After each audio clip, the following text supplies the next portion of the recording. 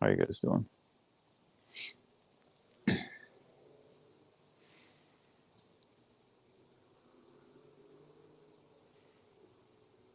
For K, I vote 2-1. Rabbi said, which is a straight path that a man should choose for himself, one which is an honor to the person adopting it, and on account of which honor accrues to him from others. And be careful with a light commandment as with a grave one, for he did not know the reward for the fulfillment of the commandments. Also reckon the loss that may be sustained through the fulfillment of a commandment against the reward accruing thereby, and the gain that may be obtained through the committing of a transgression against the lost entailed thereby. That's kind of a lot of words that get my mind twisted up.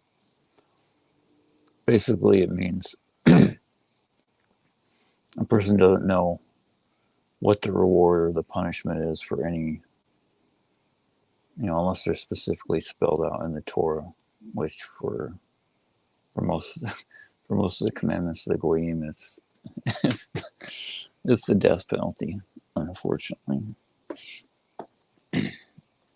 But there's Torah also says there's a lot worse things than death.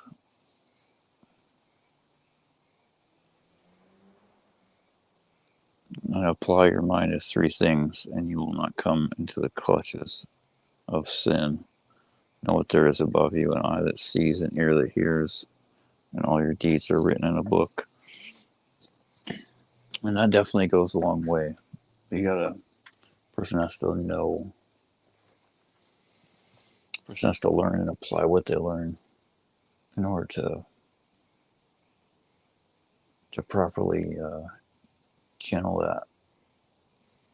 that Irat Shemayim, the fear of heaven, and the acknowledgement of, everything. There's no escaping. A person can't escape their deeds.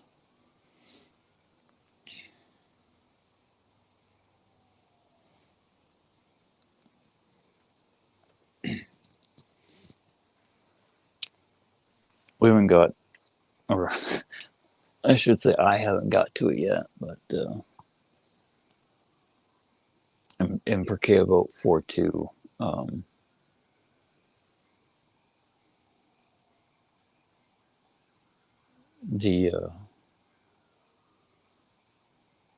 the sages say the reward for a mitzvah is a mitzvah. I think it's schar mitzvah. I'm sure I butchered. It's like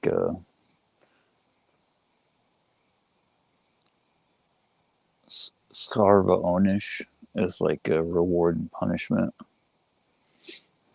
The reward for a mitzvah is a mitzvah, and the reward for an avera is an avera, which is a avera is a sin.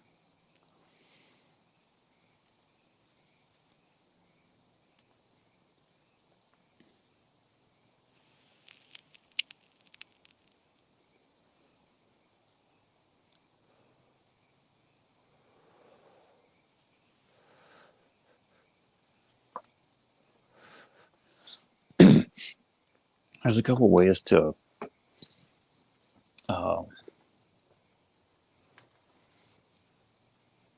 that applies.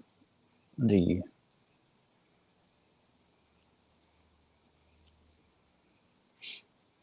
one that I learned first was that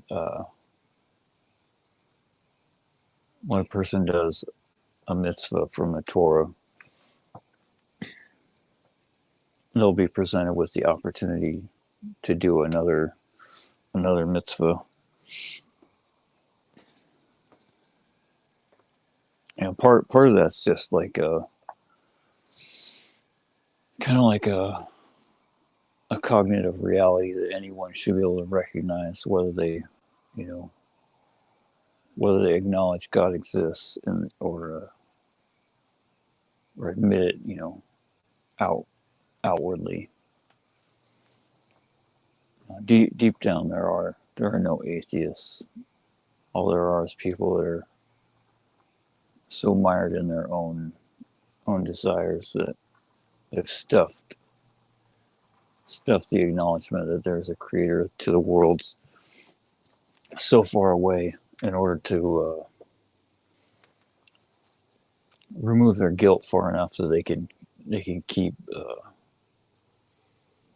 doing it, whatever it is they're doing. Whether society calls them a decent person or a murdering psychopath. None of it really matters unless it's unless their deeds are in line, with what the Torah says they should be.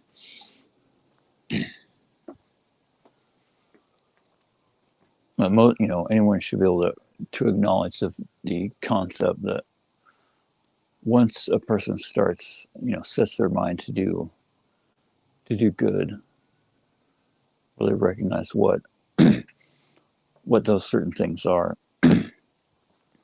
It's kind of like not that it's in any way, shape, or form the same league at all, not even the same universe, but just something that people can grasp. It's like when I'm not sure if people take road trips anymore, but when we were kids, we would take road trips for like vacation in the summer, and we would play games like trying to spot some different kind of car, and like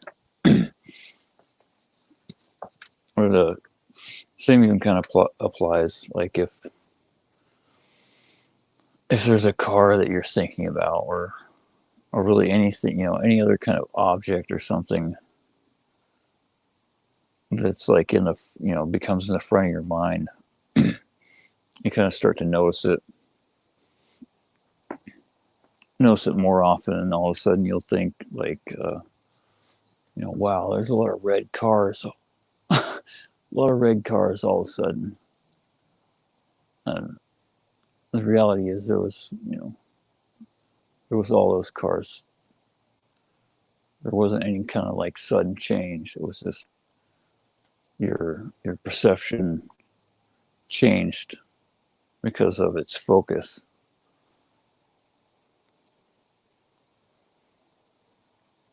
But more accurately, a person is allowed to see that whatever it is, whether it's more red cars or more mitzvot, more good deeds from the Torah, or God forbid the opposite of that, more sins. But there's also the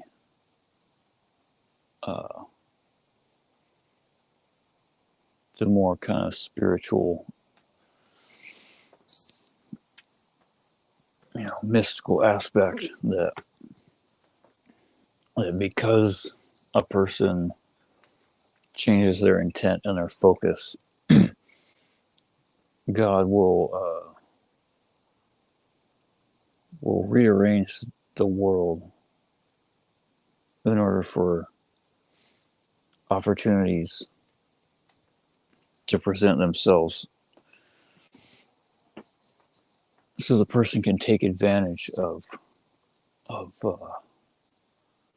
running after more mitzvot, or God forbid more of averot. I'm not sure if that's right though. More sins.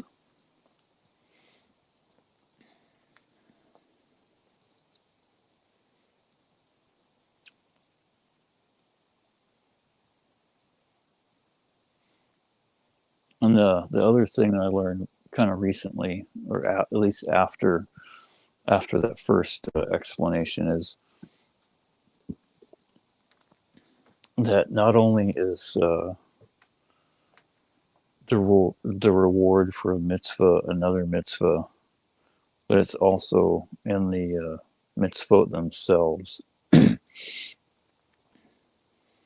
Like not just the opportunity to perform another mitzvah, but the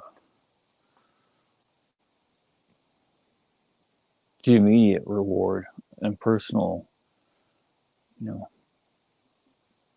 personal strength that the soul gets from the performance of, whatever mitzvah that that the person does, at that moment. As well, all the body needs food to eat, and the soul does also, because the blood is basically the one aspect of the soul anyway. And the food people eat gets turned into blood.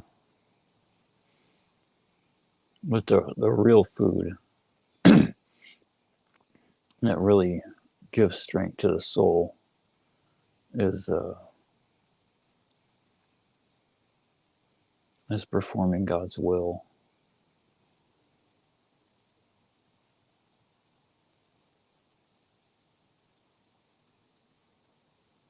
There's a really true thing about so much of horrible media, like movies and TV and stuff, but the thing I'm thinking of specifically is like zombie movies or zombie TV shows. And that is like a very real thing. The Walking Dead.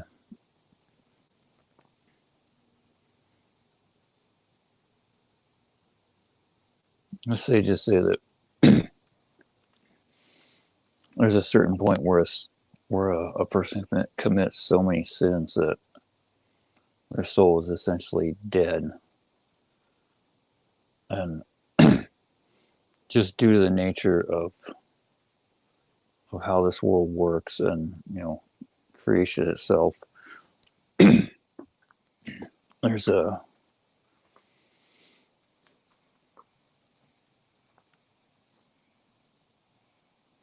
even though the soul leaves, essentially leaves the body, because it's so disgusted with the acts, it can't stand to be there anymore. So it just refuses to come down into this world.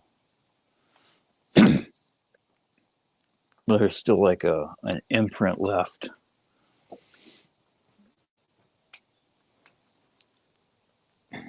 And there's enough of there's still like different lower aspects of the soul are still there, but like the Goyim don't have the same part of the higher part of the soul that a Jew does, but everyone has multiple levels.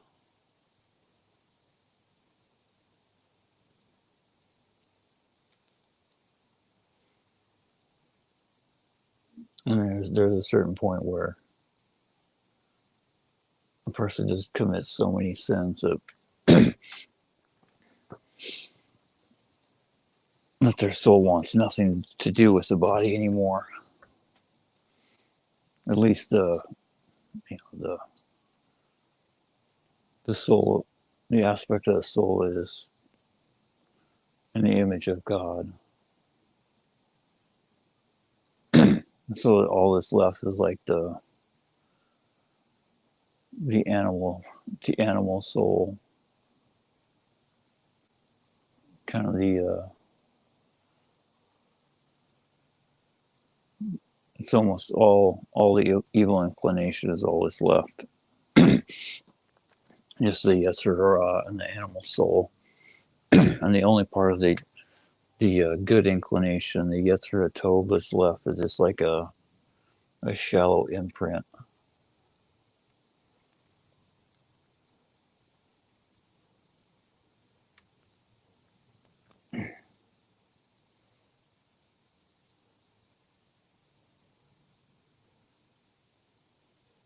And so people like that just walk around just debasing themselves until they somehow get some great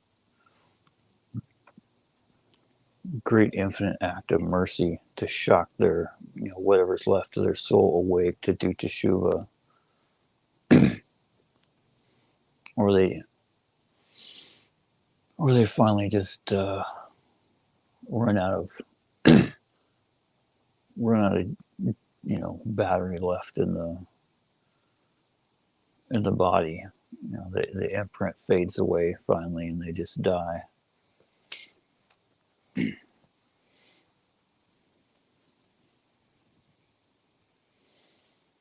I forgot one thing, or I'm sure I forgot a lot of stuff from a stream a couple weeks ago about where I was talking about the Hebrew alphabet and all the, how everything is in it.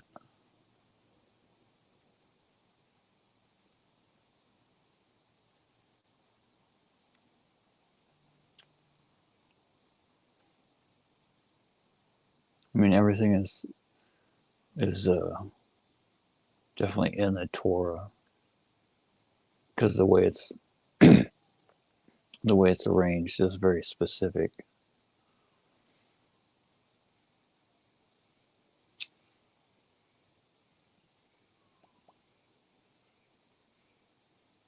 And in some ways there's probably certain things that aren't that are in the Torah that aren't necessarily in the Hebrew alphabet itself, but the that's only because it's not arranged in a certain way without being in the Torah. But the Hebrew alphabet, the holy language, is like the building blocks not only of the Torah but of all creation, and so it holds in it all the. It's basically like all those tiny little particles that the scientists keep looking for, like the smaller and smaller pieces that they keep, being able to theorize and then develop tools to observe all the way down. The smallest particle is, it starts with an aleph and it ends with a tav.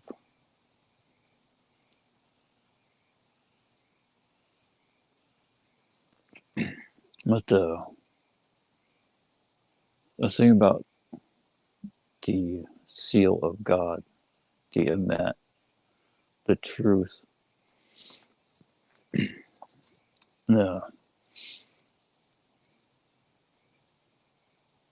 if you're looking for that stream, if you want to watch it, it's or listen to it, it's like a kind of dark background with like bluish stripes with the I think it's like three rows of the Hebrew alphabet with the aleph, mem, and tav kind of highlighted in gold.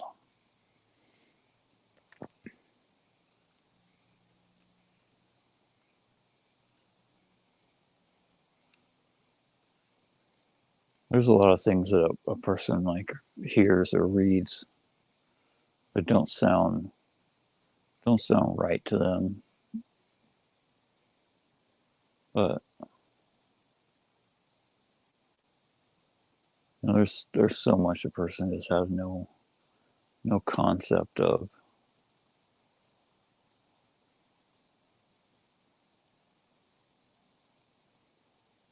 Especially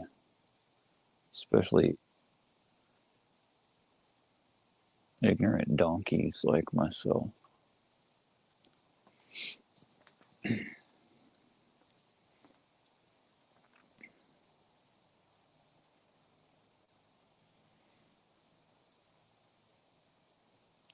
I think it was yesterday. I was talking about how the how people are basically just walking pieces of meat.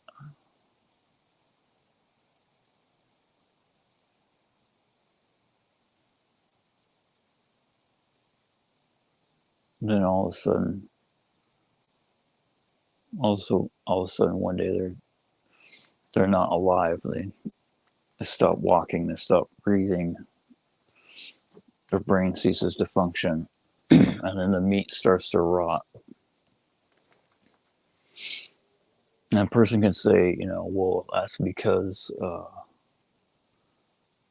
you know signals in their brain stop functioning, or usually what happens first is there's some kind of major organ failure other than the brain, which then causes the electromagnetic function to cease.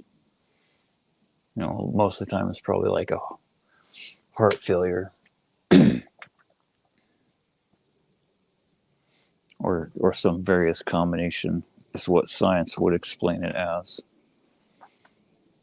But the truth is that those are just like excuses so God can hide,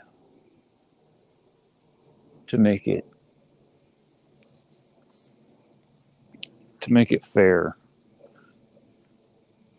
and to give all the people that really don't want to put aside their desires, to give them an excuse to keep doing everything that they're doing.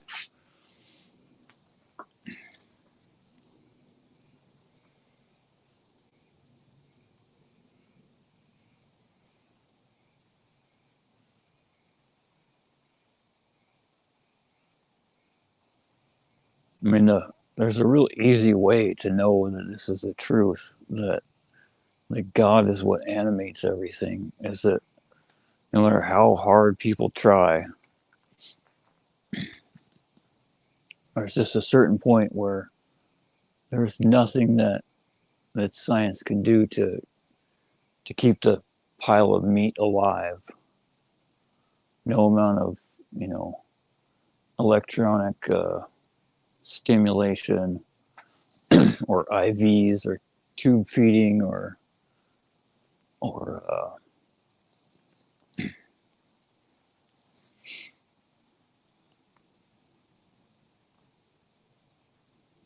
breathing apparatuses or whatever they're called. No amount of that is going to keep the pile of meat from rotting. At some point,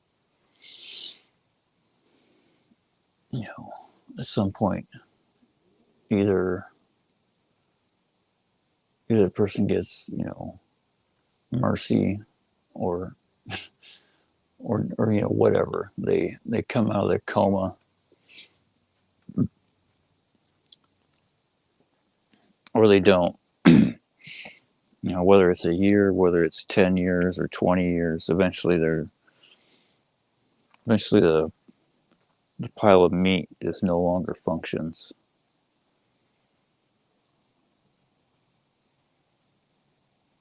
And that's because the soul left. God plucked it out. Or I should say the Satan plucked it out. There's only one person since the beginning of time that God ever took from this world. And that was Moshe.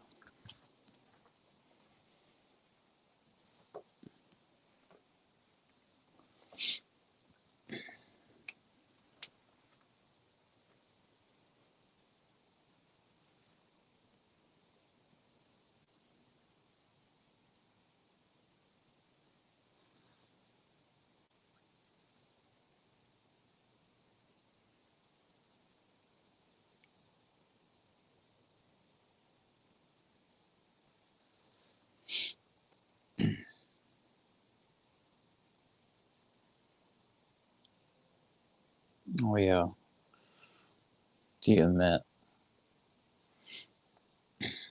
the the truth, the seal of God. Aleph Mem Tav.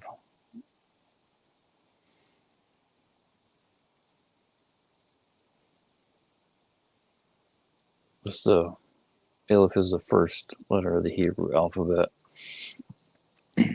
Tav is the last, and the Mem is roughly in the middle. It's like a little past the middle. I think it's like 10. I think it's the 13th letter.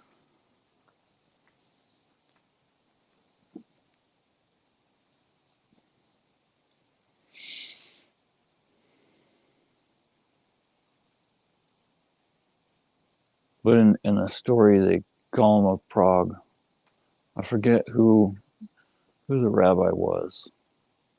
For some reason, I think it might have been the Vilna Gaon, but I'm not sure.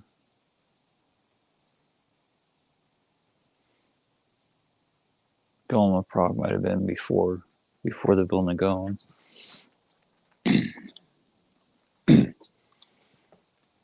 But in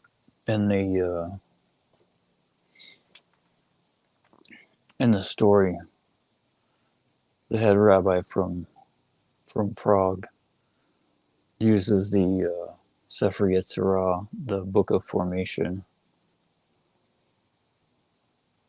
that this book of Torah that he knew, to take a piece of clay and animate it into a living, a somewhat living creature.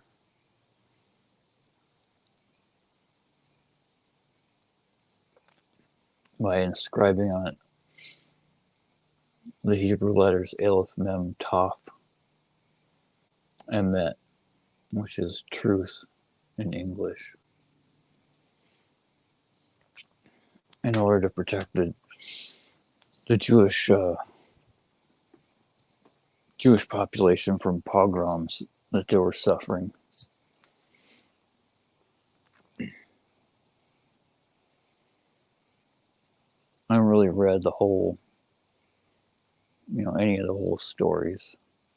At least not. I've heard lots of people retell it. And I've seen Frankenstein, which is very vaguely based on it, but that's about it.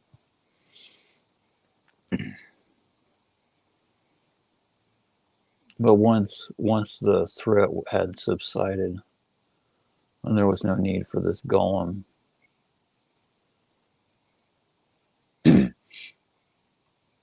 what the rabbi did was he removed the Aleph from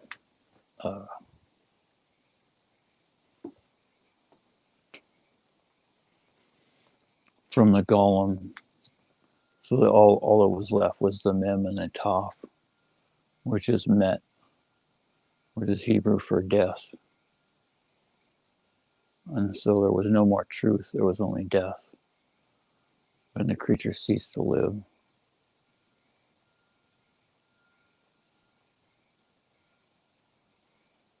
The Aleph in Emet is, the Aleph is significant for God.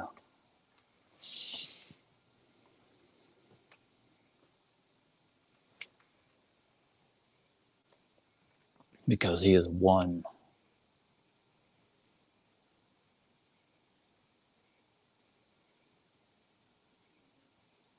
He was always here.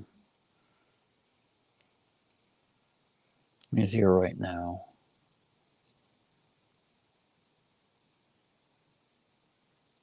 And after everything's gone, like the Taf at the end, he will still be here.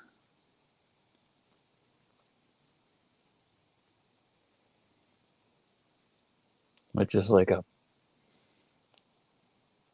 piece of meat, like the golem, it's just a lump of clay. Once God is removed from the equation,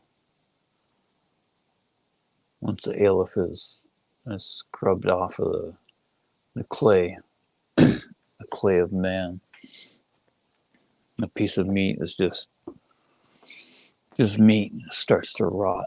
There's no more life left.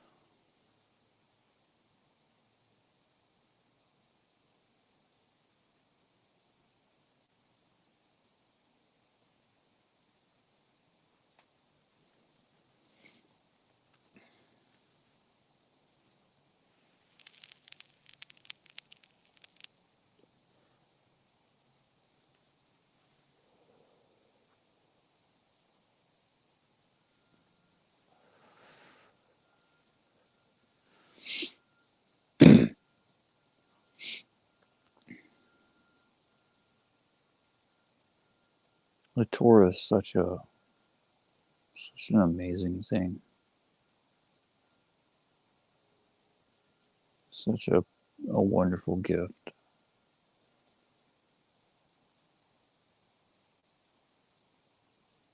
And I know that the Goyim can't delve into it fully.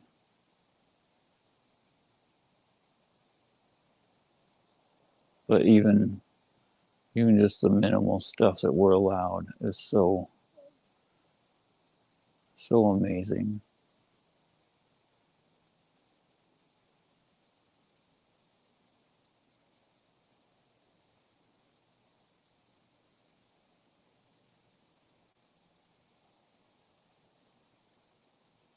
Because when you learn and when you do it,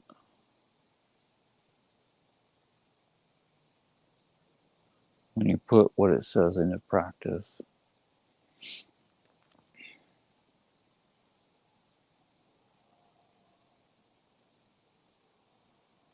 you can see just a little bit of him.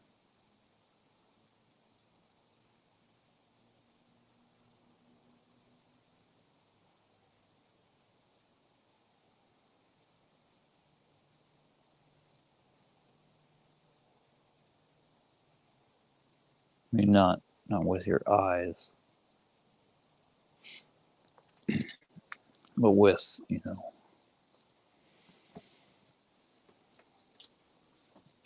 with your other senses, with the whole of your senses.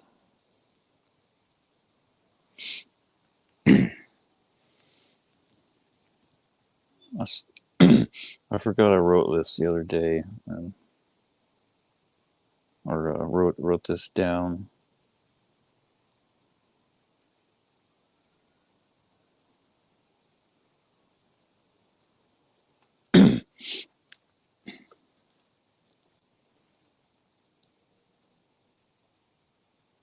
It seems like a good time to go over learning.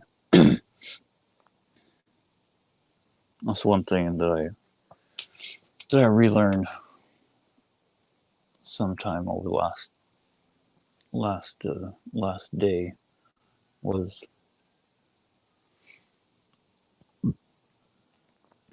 no matter how many times a person has learned something, at least as far as Torah, no matter how many times a person's gone over something or how well they think they know something, or already watched a lecture or a clip of a lecture, or read a verse in the Torah or the Tanakh, or whatever it is. Anytime a person sees or hears or has some Torah put in front of them, specifically because God is trying to get you to see, get me to see, so So we open our eyes and see, and we open our ears and listen, and burn it into our soul. Because that's the only way. The only way people can remember is to go over what they learn over and over and over again. That's why the sages, when they talk about studying, the general practice is to repeat things like at least 3 times. I think sometimes 4. Like I can't recall exactly which.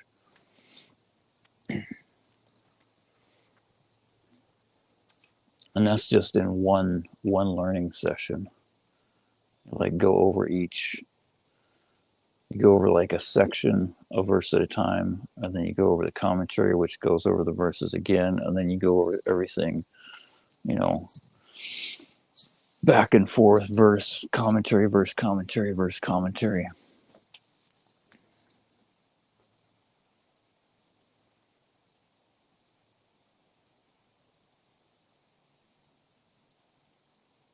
And with the Torah, I think that's like every year,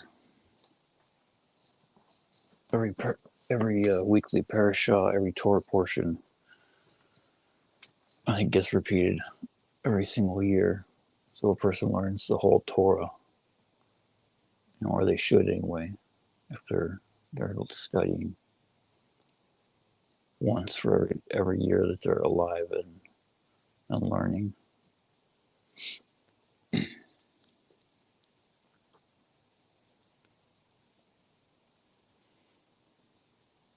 God has no eyes, but he sees everything. He has no ears, but he hears everything. He has no mouth, but his words created the world. He has no hands, but he formed the worlds and everything in them. Idols are the exact opposite of God. Idols have eyes, but they do not see. They have ears, but they do not hear. They have mouths, but cannot speak, let alone form or create anything at all. Not even words.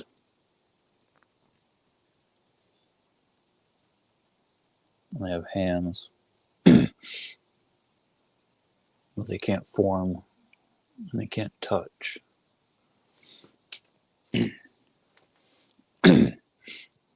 And people that worship these idols are just like them. They're blind and they're deaf.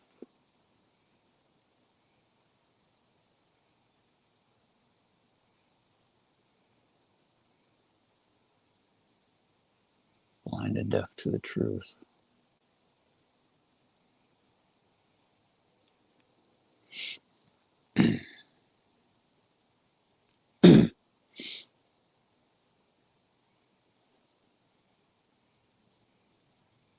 But if a person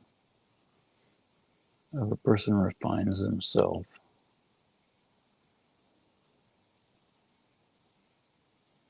they can emulate some of the traits of God.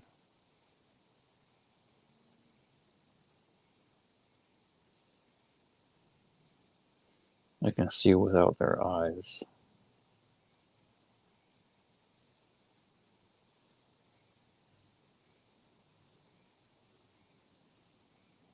Seeing the lessons of Musar and what the Torah teaches us in at least a very rudimentary, basic way, just in the goings on in creation.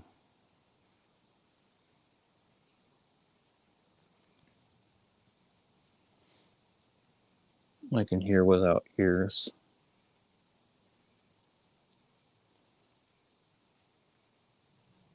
By listening to their good inclination and ignoring their Yetzer Hara.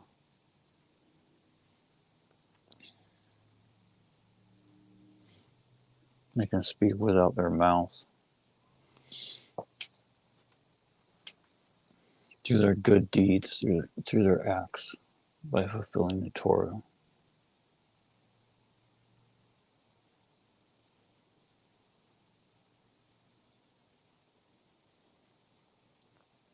They can touch without their hands, affecting a person that they've never seen or talked to, even long after they've left this world.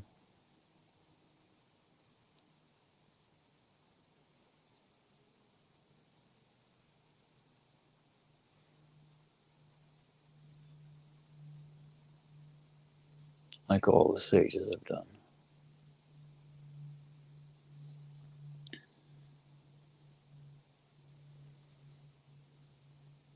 But only if he's not an idol worshiper.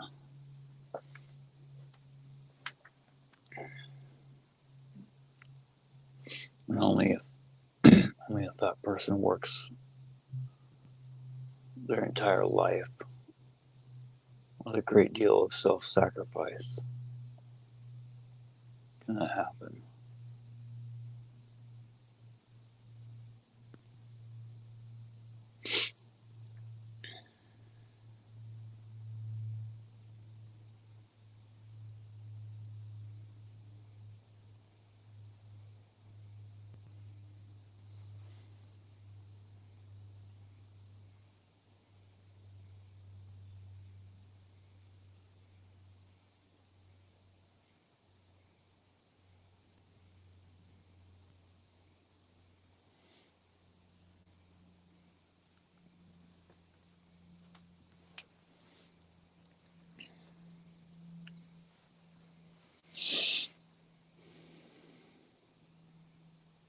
Sometimes I think to myself that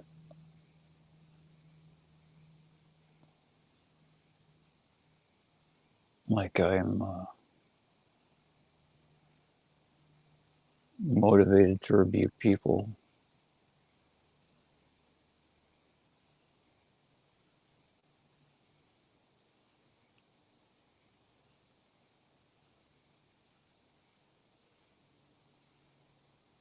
At least for some, certain things, but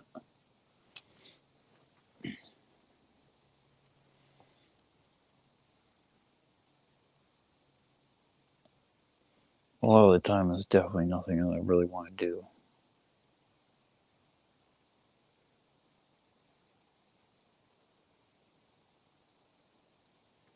I mean, other than to try to improve the world.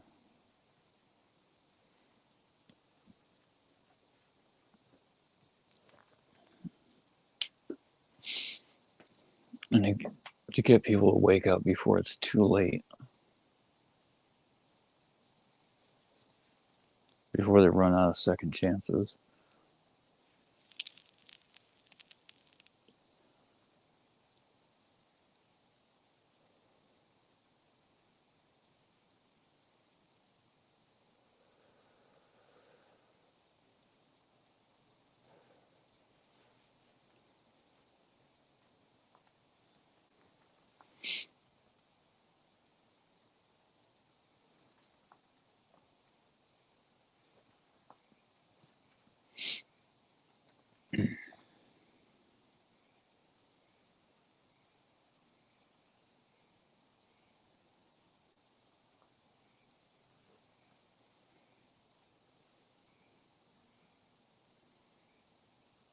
Another thing I got a refresher course on recently was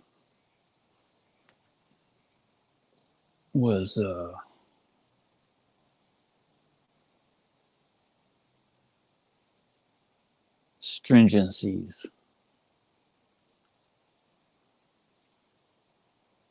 I've definitely tried to dial back certain things that I got sucked into.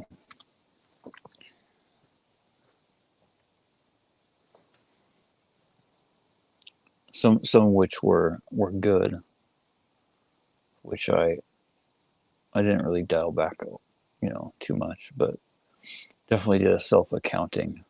And other things where they just, they didn't apply to me, so it was pretty nonsensical for me to be that concerned about them. Just a few of many of the mitzvot of the Satan.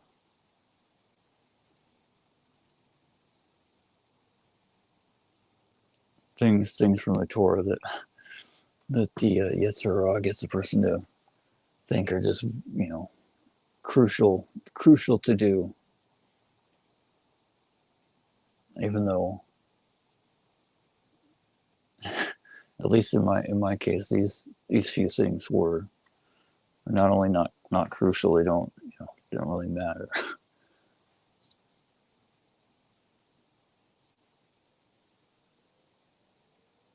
They weren't there weren't things that were forbidden from doing, but it was just like little details of cleanliness that all they did was make me physically clean, not spiritually clean.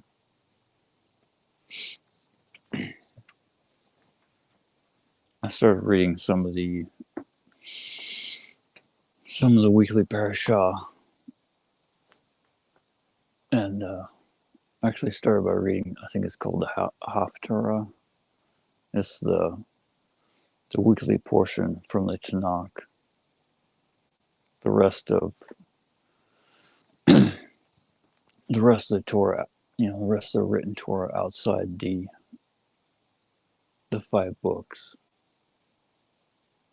It's the Tanakh is an acronym for Torah, Nevi'im, and Ketuvim, which is the Torah, the 5 books of Moshe.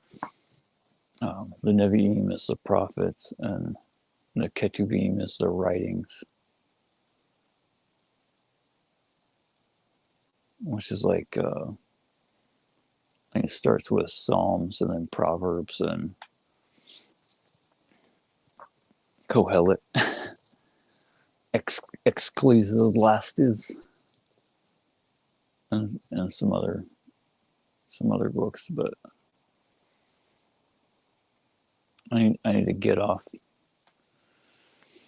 remove the stumbling block, and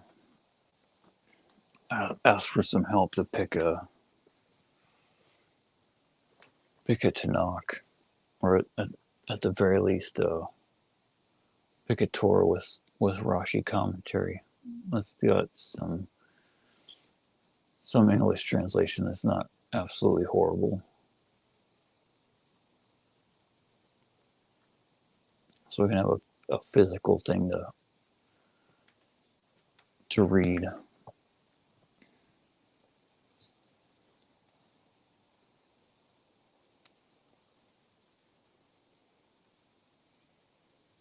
As well, it's the internet is it can be a great learning tool. Person pretty much has like more Torah available to them than any one person has ever had in the entirety of human history.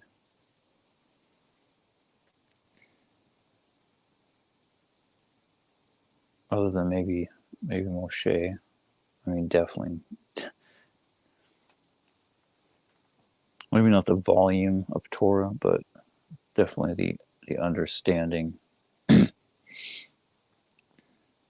the thing, as the ages have gone on, people need more and more words to explain the same thing.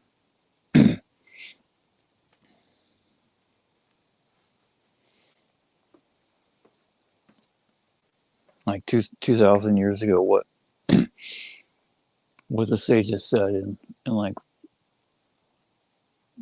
4 to 8 Hebrew words, like 1,000 years ago, it took 16 to 40 words, and Now it takes about a whole book of like 600 pages.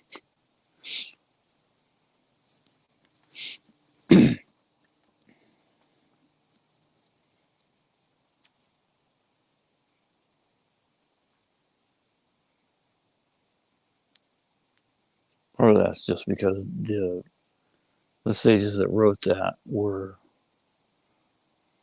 so wise. They already knew everything, like in between all the letters and words and everything surrounding them in such a deep and intimate way. They didn't need to like state all that stuff. But the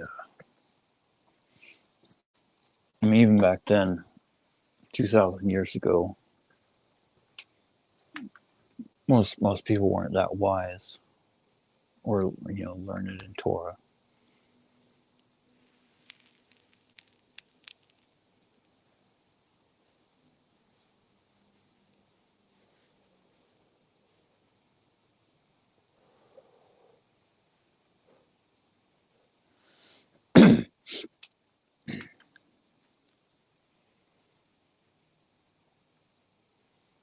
Most people were just people, simple people, people of the land.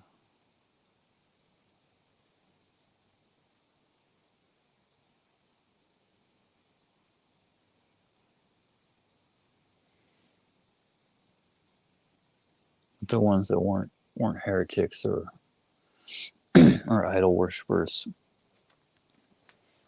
All they knew was fear of heaven.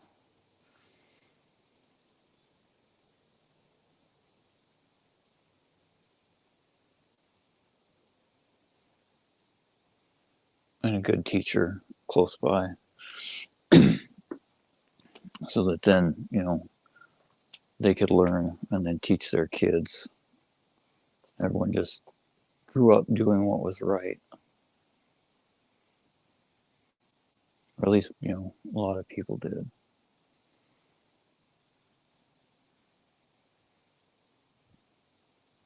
Last year, someone made a comment about how they didn't understand why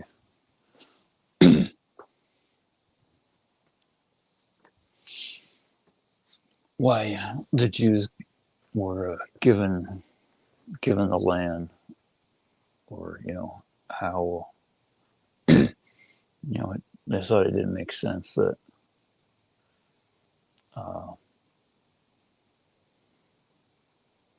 that Avram's descendants were promised the land of Eretz Israel, because Avram was just the son of an idol worshiper from Ur. I think that's where he was from. God forgive me if I'm wrong. Please, may he forgive me if I'm wrong. Please.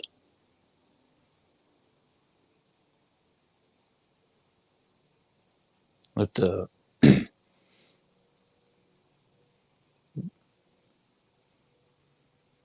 doesn't matter where he was. I mean, it does because it's in the Torah, so that that matters. But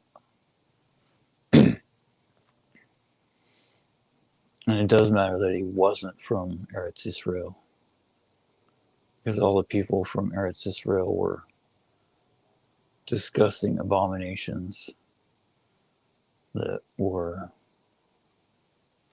not just idol worshippers, but they engaged in all kinds of disgusting forbidden relations with close relatives and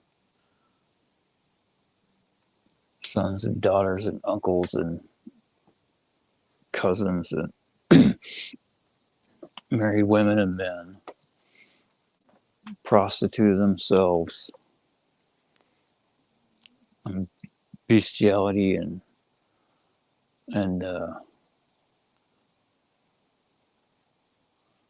men with men and women with women, and every other disgusting act that's forbidden in the Torah. So all the people that inhabited the land,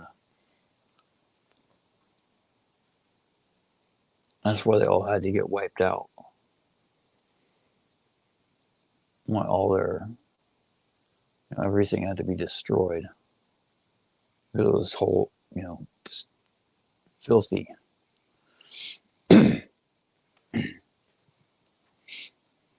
But there's a recurring theme throughout all the Torah.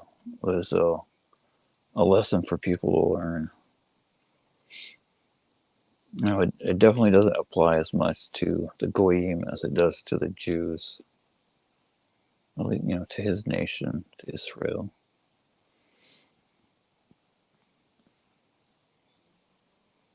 But it still does to a degree. We can look for ways that we are permitted to try to do that, and that is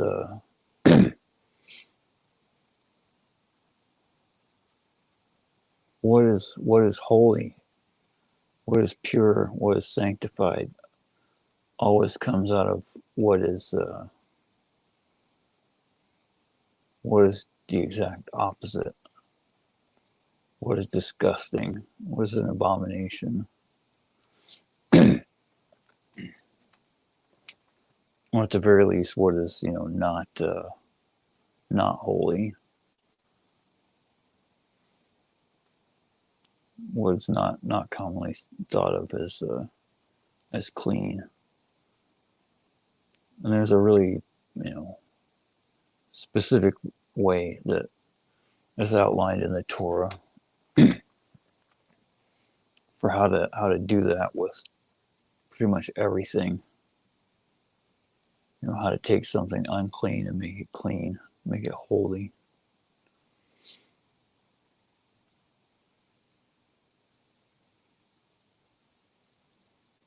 The last couple Parshiot or weekly Torah portions have dealt with mostly laws that don't apply to the Goyim, with what is called Kedusha, holiness. We definitely can't be holy like his nation.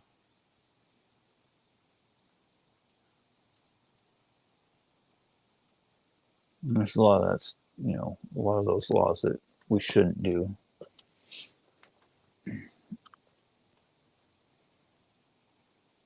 But we can still look at those things and see that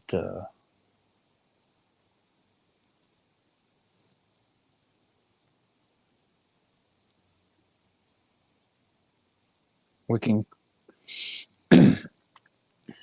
be as close as we're allowed to be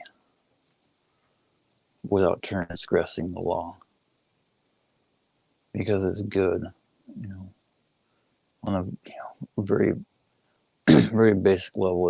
It's good to not live like a disgusting creature, like something that's worse than an animal.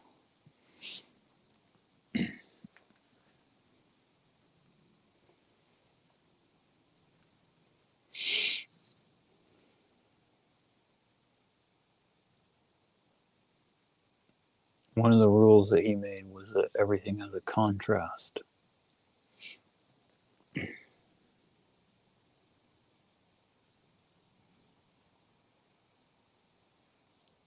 And the more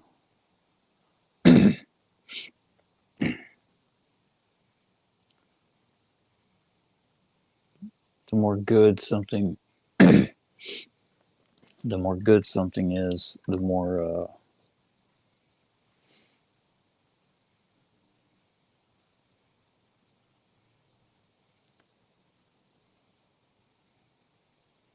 the darker a place it has to be brought out from, I guess.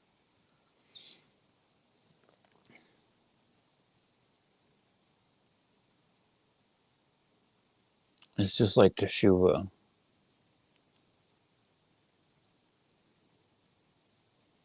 person doesn't go out and look to commit sins so they can repent, because that's not how it works. Then all you're doing is like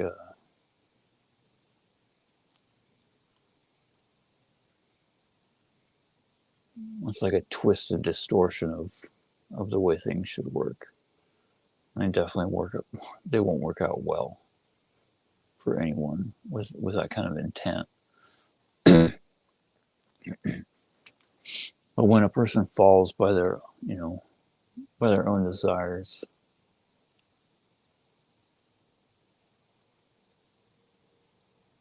not because they purposely with intent, went against the Torah and went against God, but they just they succumb to their Yetzer Hara, and then they finally, in humility and shame, admit that they did wrong.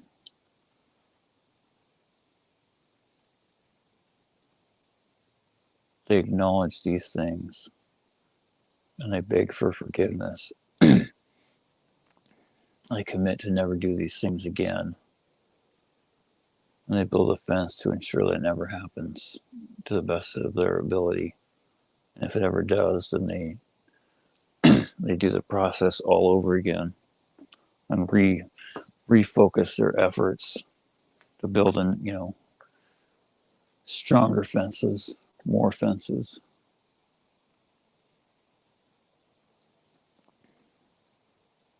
Then they take what is evil and they turn it into holiness. They take the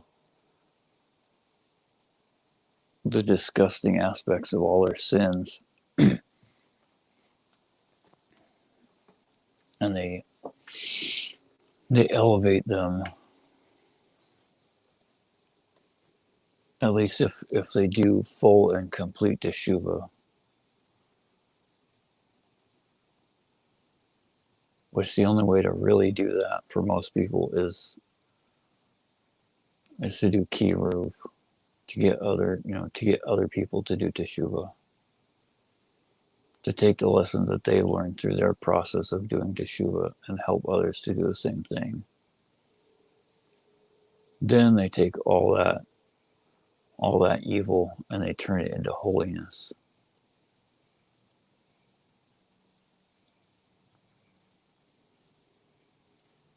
That's the only real tikkun that people can do. There's no tikkun olam for people.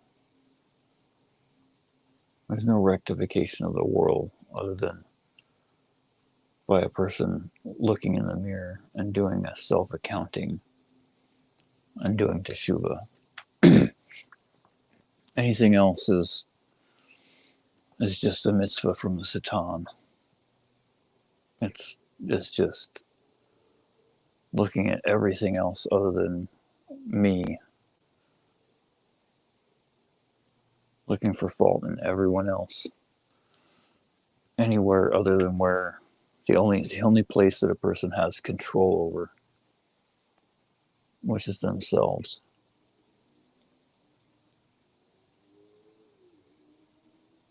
Because surely if you don't start with a person in the mirror, there's certainly no way that you could ever hope to improve the world.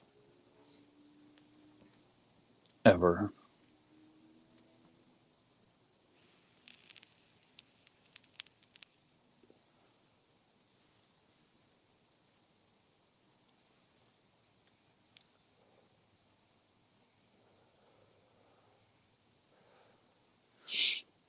You can certainly delude yourself.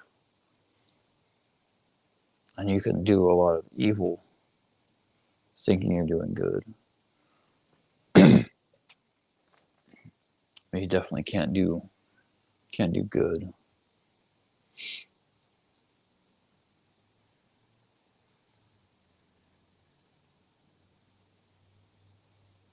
And it most certainly is hard a lot of times.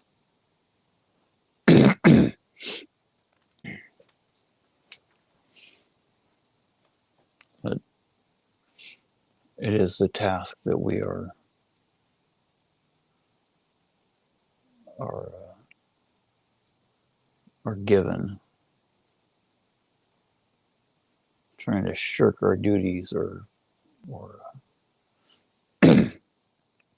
ignore our responsibilities is certainly not going to work out well for anyone.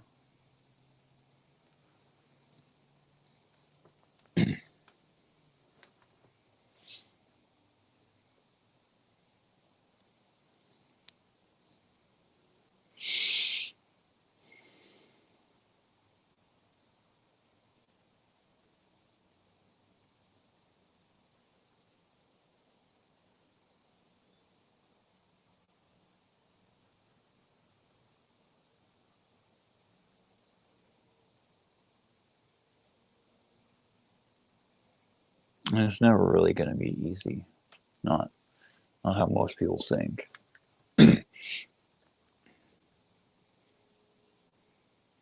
With the ability to deal with whatever happens, it certainly does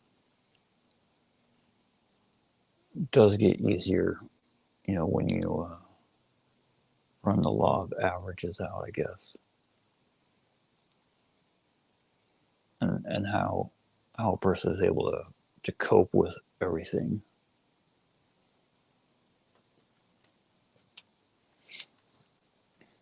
But you always have to apply what you learn and keep going over it over and over again, and just burn these core things into your soul.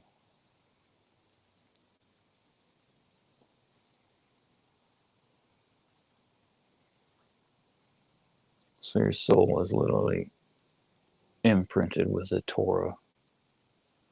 See, there's just no possible way for you to forget.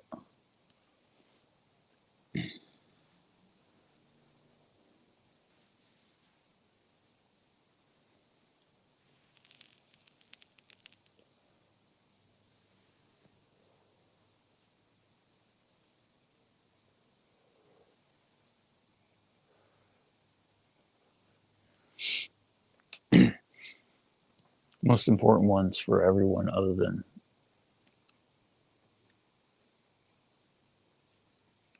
the like time and location sensitive mitzvot that don't apply to the goyim, or refining our character traits, our midot,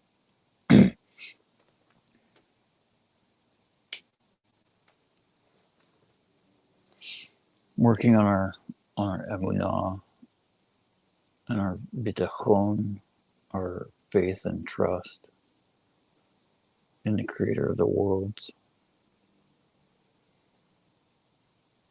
giving him the benefits of the doubt, and not second guessing whatever's placed before us.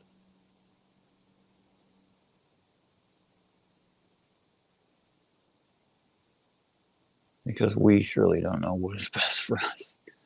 That is abundantly clear.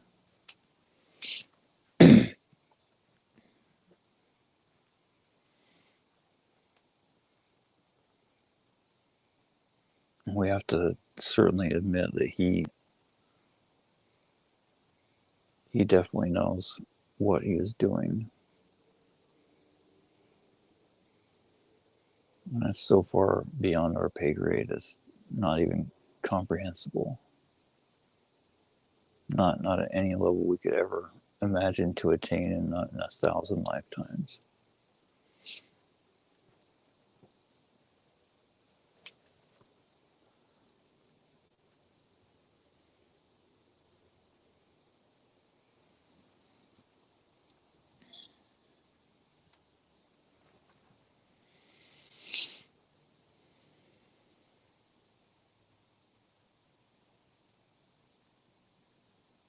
Another couple really good things to,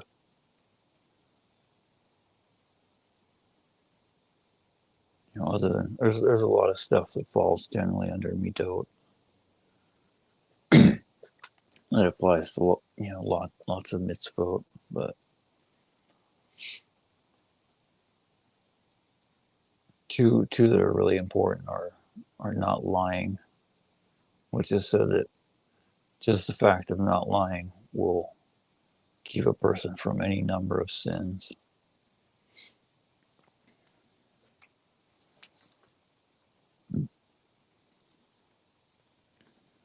Because the fact of not lying will keep them honest in all kinds of other regards, like not stealing, and hopefully not speaking lashon hara, which which isn't even lying. It's lashon hara is telling the truth. Lying is motzi shem ra, which is way. Lashon hara is horrible. It's like so horrible. Well, once you understand how bad lashon hara is, you really just don't want to talk a lot, especially at the very least not talk about people. At the very least, unless it's constructive to to keep other people from committing a sin. And even then, it's only should only be done with like the bare essential minimum of information conveyed in order to relay or to convey the idea to keep people from sin, and nothing more. But motzi shem ra is like, it's even worse than that.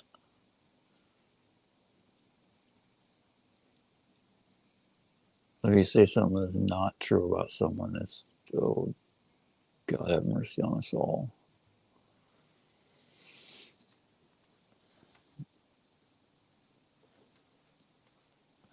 That's the really insidious thing about the Yetzer Hara. Once a person gets used to just like running their mouth, even if it's like just true things, the Yetzer Hara will get lies or like distortions of the truth, which are lies. They'll just kind of like slip out here and there. You're like, oh, oops. Most people know, everyone really knows when that happens. A person knows in their heart that, that wasn't wholly true, or I just added like a heaping helping of exaggeration to whatever I was saying, just because of my own ego, because I like what I'm doing, because I'm disgusting, because I'm a prideful abomination of a human being.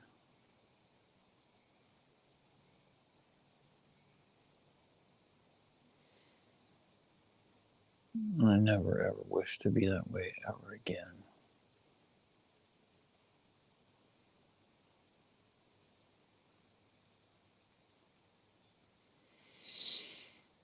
And with a great deal of God's help, I will succeed.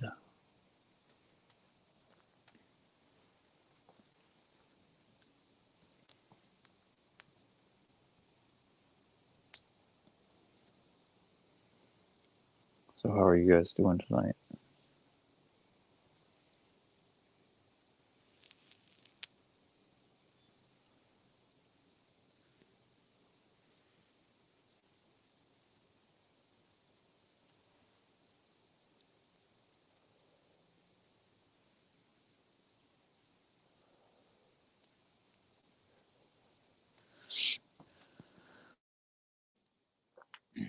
I was thinking about something about like signs a person knows when they're doing right. Like most of the time, I used to see them in just stupid things, and I really couldn't tell like what they meant other than just like it was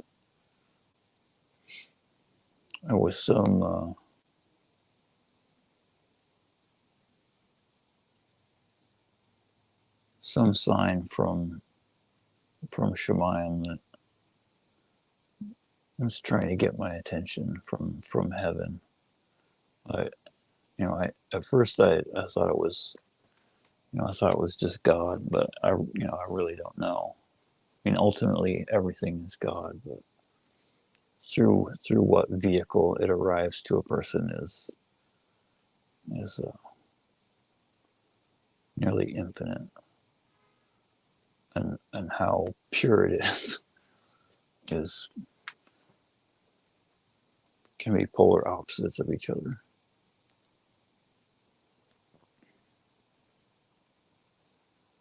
But when it's in the Torah, it's wholly clear of where it comes from. Or when you're learning the Torah, and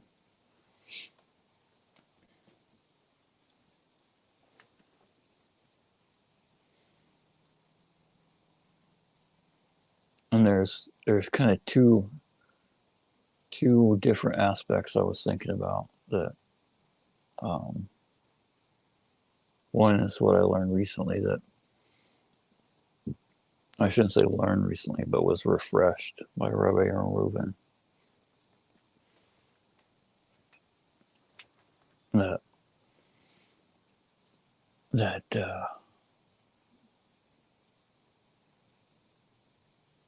that God places these things before people so that they can see things that they need to see, and also kind of as signs that they're doing right. They'll get like I guess the best way to describe it is like sources where you learn from different places, but you'll see the same theme or message or topic. Like whether it's listening to a new lecture and an old lecture and the weekly parashah and something totally seemingly not related to any of that, some from somewhere else, and you'll pick out like words or subjects of Torah that all kind of tie in together.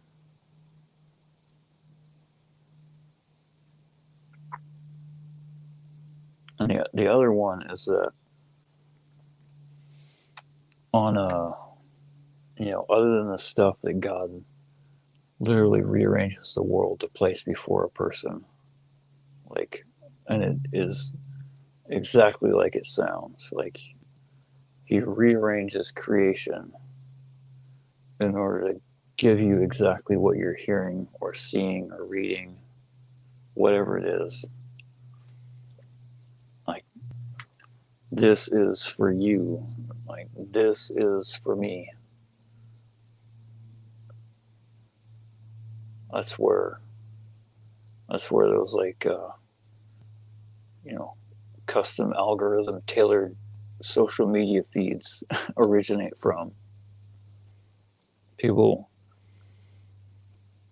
didn't come up with that on their own. That's God. You just let people think that they were smart.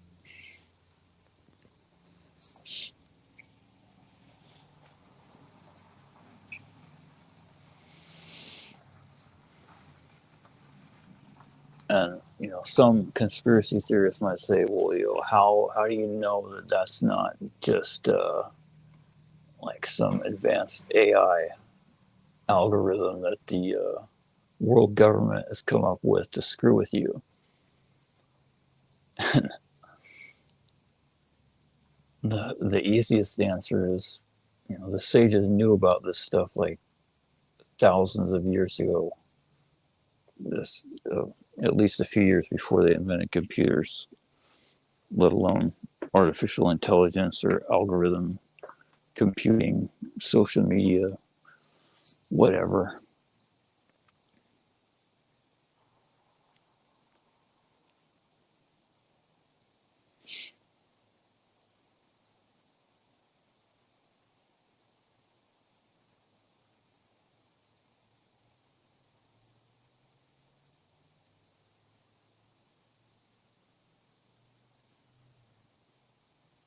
But aside from the things that God places before a person as, you know, custom tailored messages, literally rearranging creation just for little me and you.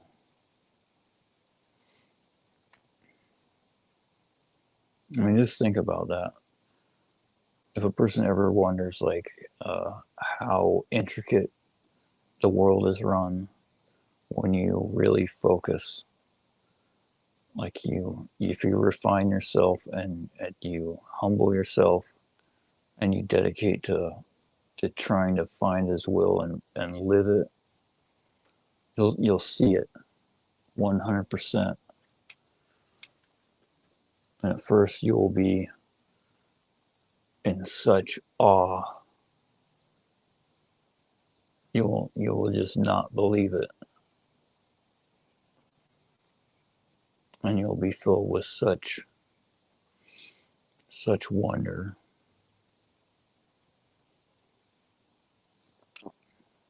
And then you will be filled with so much shame that you ever did anything against His will, that you ever lived one thought of doubt.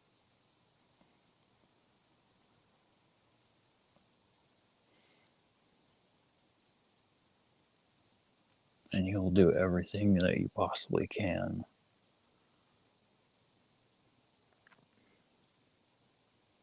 to do teshuvah with all your heart.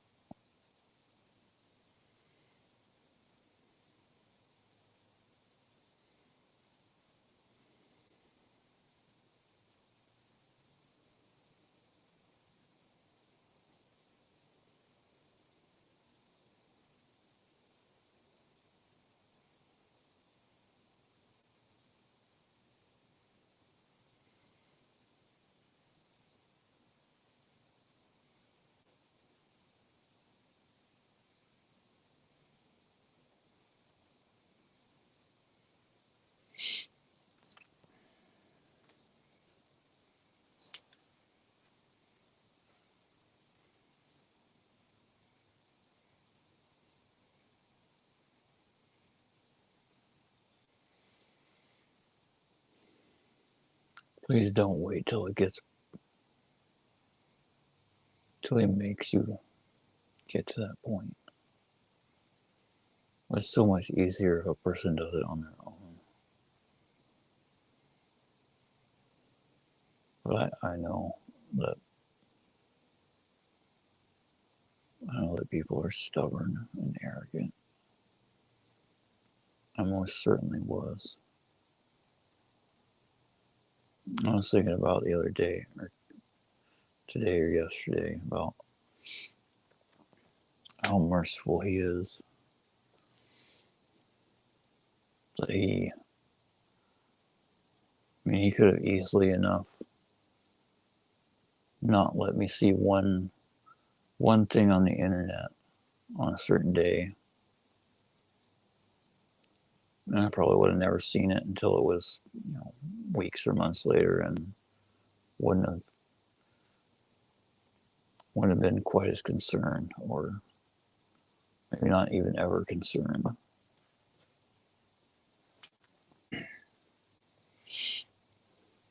And even then, if I had seen it, it could have easily hardened my heart. I would have just laughed off what was going on 2 years ago, like everyone else did. Or not everyone, but like a lot of people of a similar mindset.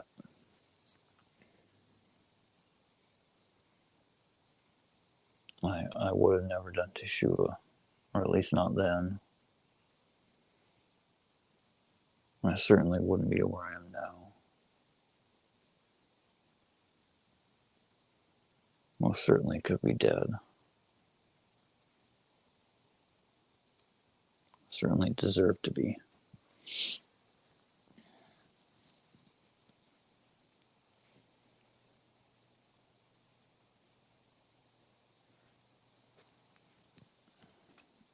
For anyone who thinks I'm being hard on myself, or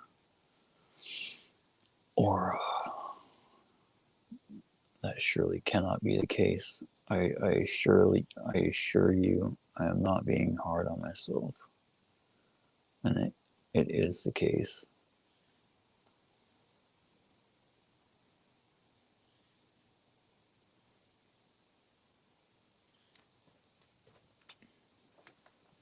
See, pretty much everyone in this world doesn't deserve to live according to the laws of the Torah. But I'm pretty sure God knew that that was going to be the case when He created the world, because He knows everything way ahead of time before it ever happened, and He knows the end. So He most certainly knew, thousands of years ago, and He most certainly knows what knew then what is happening now.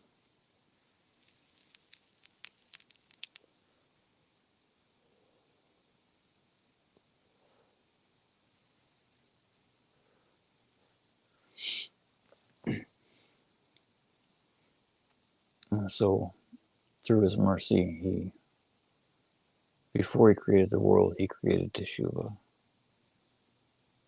which is part of the Torah, which the Torah was written. I forget, it was something like 900 something generations before the creation of the world.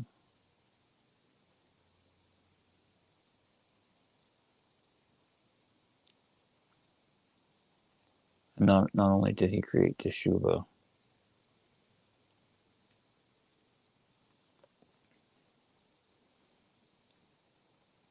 he gives us a lot of rope.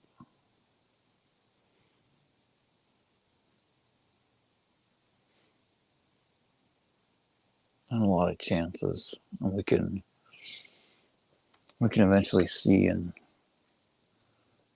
start following the rope back home, or we can run off into the sunset, or what we think is a sunset, but really end up just hanging ourselves.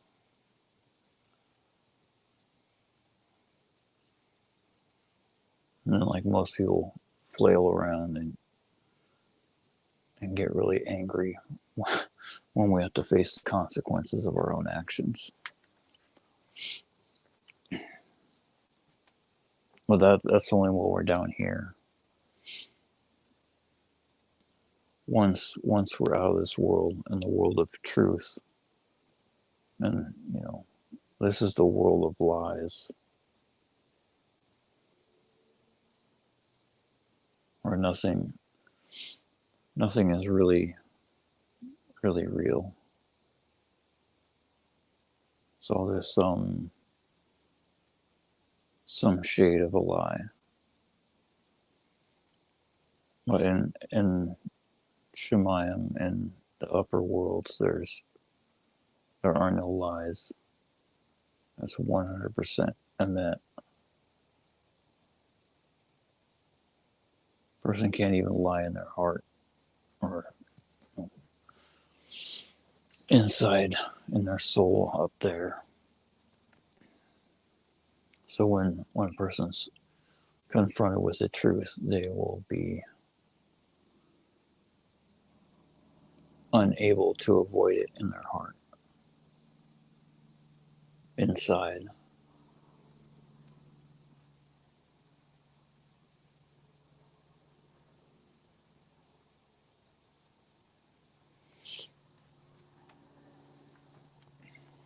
So the only way to avoid that is to do everything that a person can to try to rectify our own flaws, the damage that we've done, and to try to drag as many people with us into the good.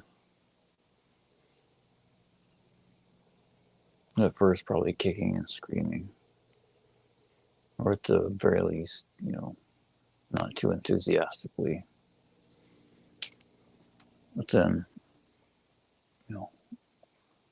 hopefully through a great deal of his help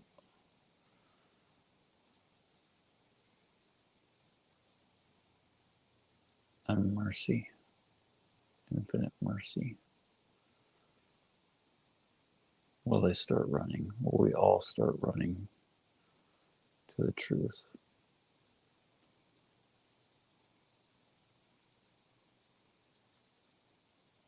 And then just sit under the light of the truth.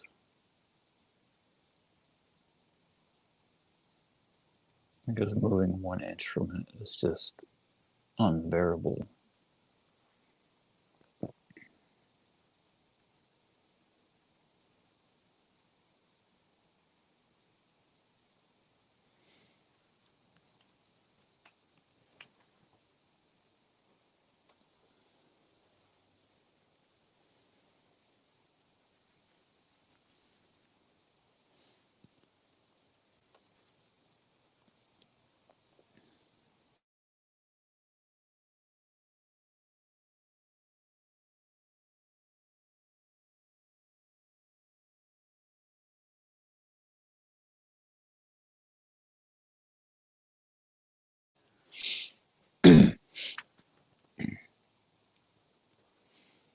The sages say getting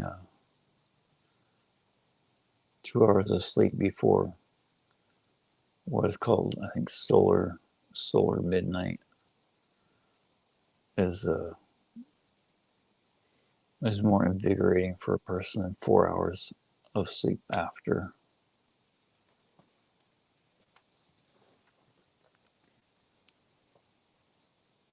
I'm not exactly sure about the quantity,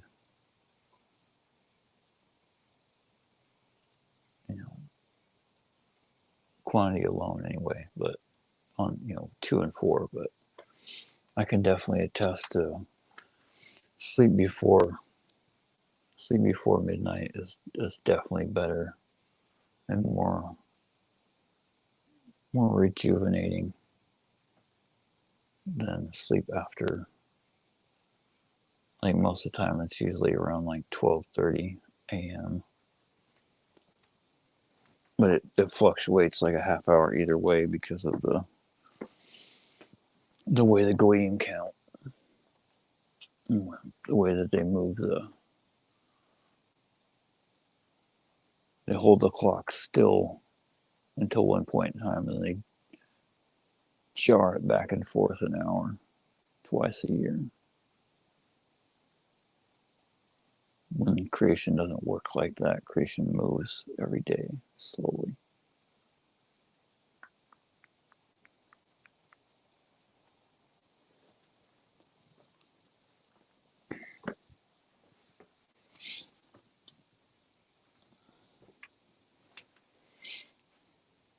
I don't think I'm going to get 2 hours of sleep before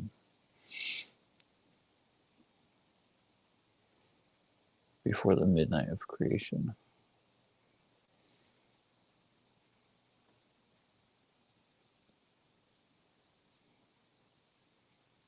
I should try to go to sleep though, because the body needs sleep. That's the way God made it. Bloop.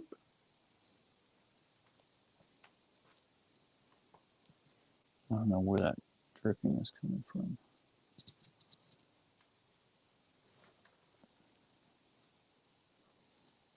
Not that it really matters a whole lot.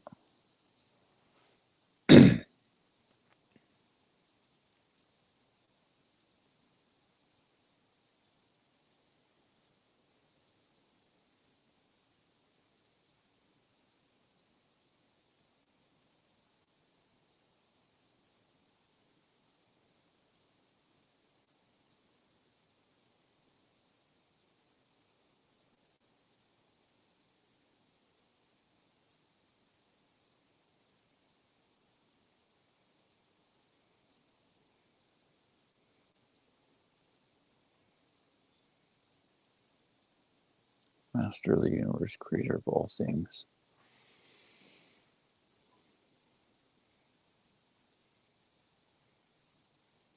I know you have infinite mercy on us all.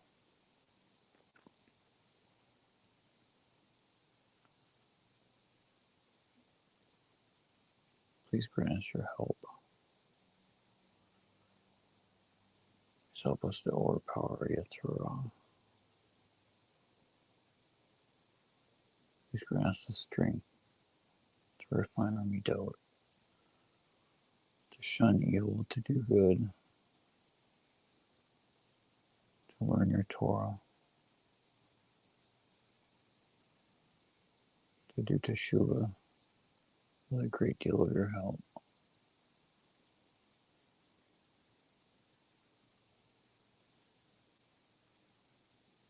To uproot and blot out the name of Amalek within our own hearts.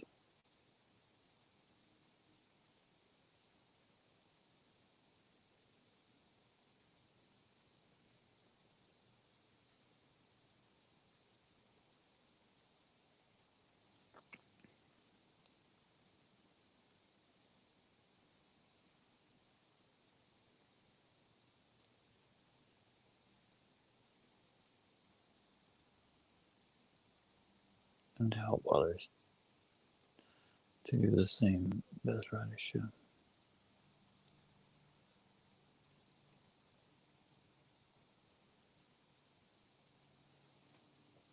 Guys, have a good night.